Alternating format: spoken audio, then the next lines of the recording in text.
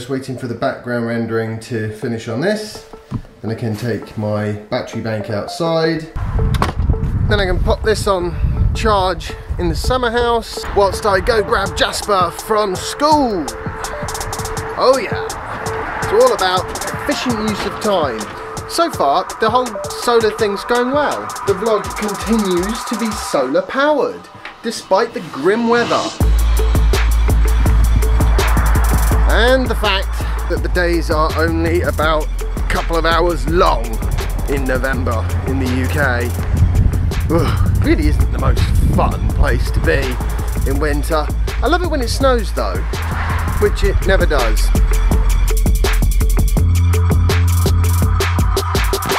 On the upside though, vlogging keeps me busy, which is one of the things I love about it. Oh, it's a bit windy.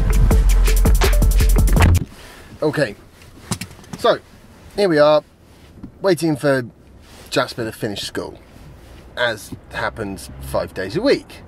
Unfortunately, I still need to find some kind of a childminder person that can pick him up for a few hours after school, because that will massively free me up. Just quickly going back to the Roadster, something that really made me laugh was I was on the Inside EV's websites just earlier today, and there was a comparison between the new Tesla Roadster and the Bugatti Chiron, a $3 million car. And guess what? It is not a good comparison for the Bugatti. Faster, well, maybe top speed, not so much. I mean, the Chiron does top out at, I think, 262, whereas the Tesla Roadster they just describe as 250 miles an hour plus.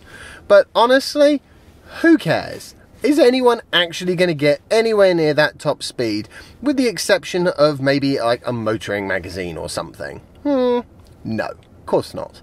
Because that's a stupid speed and you can't possibly do that on any road anywhere. However, the 0 to 60 and the quarter mile and things like that, you probably shouldn't do them on roads, but you could. And one of the things that I find really astounding is that the quarter mile is like 8.8 seconds for the new Roadster, which is just totally nuts. The Bugatti Chiron, 9.8. It's like literally takes an age to get that quarter mile done. But in comparison anyway. It's so funny, and it really highlights the fact that with vehicles like the new Roadster out there, it's very, very difficult for anyone to claim that internal combustion engine is the future of anything. It's obviously just an old horse that's ready for the knacker's yard, basically. And now I think I'm going to use the next 10 minutes to watch the next episode on my phone of Westworld, because I'm basically rewatching that series, and it is really, really amazing, even on second viewing. I'm up to like episode 5 now. It's one of the reasons why I don't start vlogging earlier in the day, is because I watch an episode of this before I kind of get going, and then I've got the editing, and oh, that reminds me, I've got to do my accounts. That's a massive problem. I've been telling the accountants that they'd get the information for like ages. I better get onto that. However, I don't have my laptop with me, so I can't do it now, which means I can watch Westworld. Oh, by the way, I'm watching Westworld on my laptop, run off solar power. That solar powered project is actually going really well, despite the fact it's now grey, and apparently it's going to be grey for the whole of the rest of the week. So this is kind of perfect for me, because I want to find out, can I keep the batteries charged in sort of typical UK November weather? Because if I can, then what I can do is I can look at rough numbers and then scale it up and work out, well, how much do I require in order to run the whole house on solar, even in winter? Because if you do that, then you can start to look at, well, okay, what proportion of the UK's energy could come from solar power even in the dead of winter? If you had batteries, throw in a few wind turbines, and you're basically talking 100% renewables all year long, which would be amazing. So that's kind of what I'm sort of hoping to gain from this solar-powered vlogging experiment. A sort of window into the future. You know, a future where batteries and solar panels are cheap and plentiful, of course, which is a future I strongly believe is coming. Right, see you in a bit. Had another good day at school today, didn't you? Makes a real change, him being, I'm so chuffed, I can't tell you. It seems the key was getting into bed about an hour earlier than we were doing. We'll look and see if we've got any treats when you changed into your home clothes, alright? Because after all, he was good at school. It really annoys me, that does.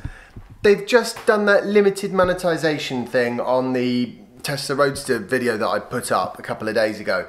And the main reason that's particularly annoying in this case is because that video is still doing a reasonable number of views an hour. So it's not going to cost the world, it's only another £5, but that's the problem, isn't it? It's like another £5. Ugh.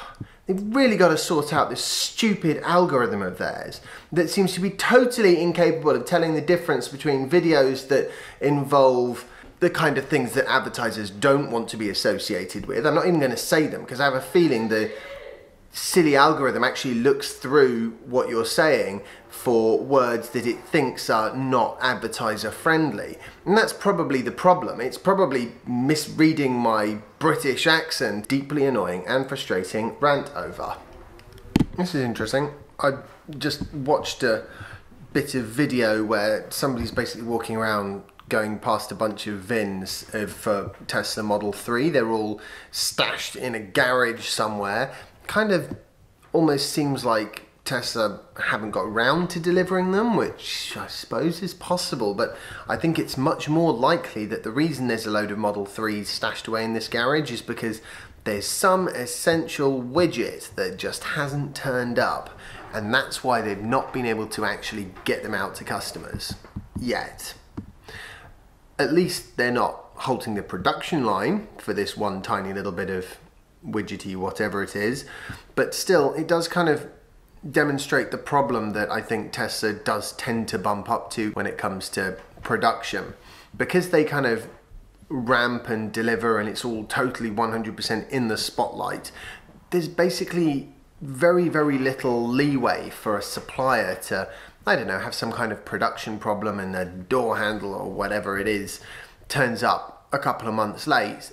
It's slapped all over, you know, various websites and news outlets. I don't think it's a massive problem. I think the Tesla Model 3 is going to ramp very quickly once we get into 2018, and you know, the whole 2017 thing has just basically been a bit of a gear change exercise. If you look at Tesla, there've actually been a number of gear changes that companies had to go through. You had the Roadster, and that was basically a toy for the vast majority of people that owned it. Therefore, if it broke down, it was fine.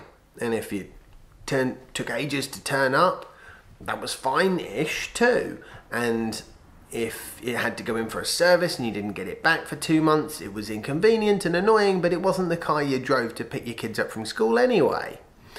Then Model S and Model X came along, and Tesla had to sort of get used to the idea that people were relying on these cars, which was a bit of a mind shift for them. But still, the numbers they were producing were relatively small. Model 3 is a completely different subject from Model S and Model X when it comes to volume.